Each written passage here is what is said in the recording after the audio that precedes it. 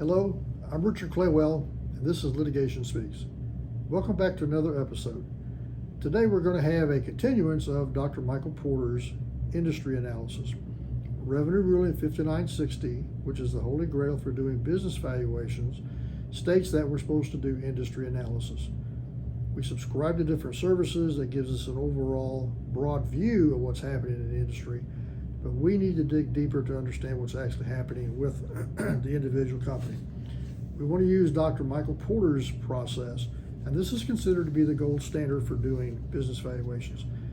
Today I want to talk about the bargaining power of suppliers. And what that means is the supplier's ability to control the prices, the availability of the products, and the product quality. There are a lot of factors that can influence the power that the supplier has.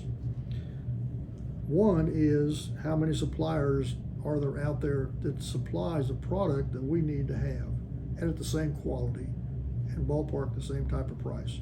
So we want to look at that. Do we have any special or unique products? If all we sell is a widget and the widget is a standard item, it doesn't really make a whole lot of difference where you get it from. It gets to be a pricing issue.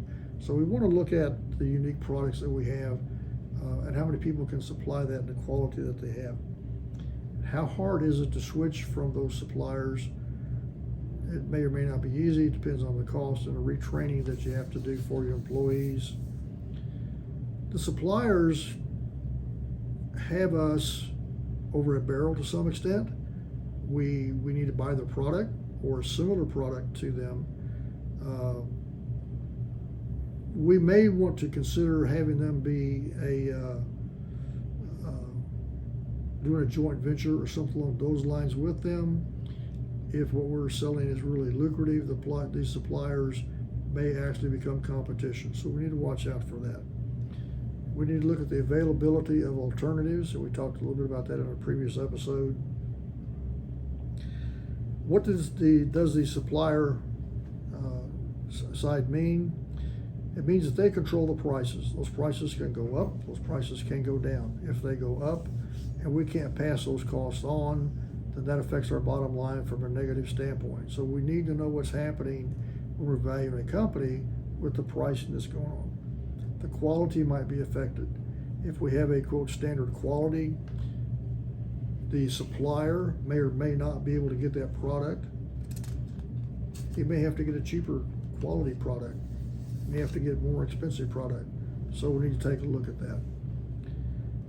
One of the things that we need to take a look at is the company developing any sort of relationships with these people? If they are, if things start to turn bad, and this is 2023, if you go back during the period of COVID, and even earlier or later last year, 2022, I have some supply chain issues. Can we buy the products? If we have a good relationship with the suppliers, I think that helps us from that standpoint.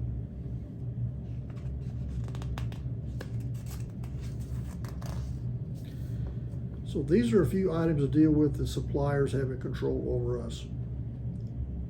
When we value a company, we need to take a look at those conditions to see what's happening.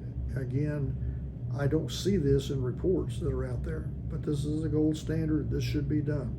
So these are types of items that you can use for deposition or trial questions. Subscribe to me at LinkedIn at Richard Claywell.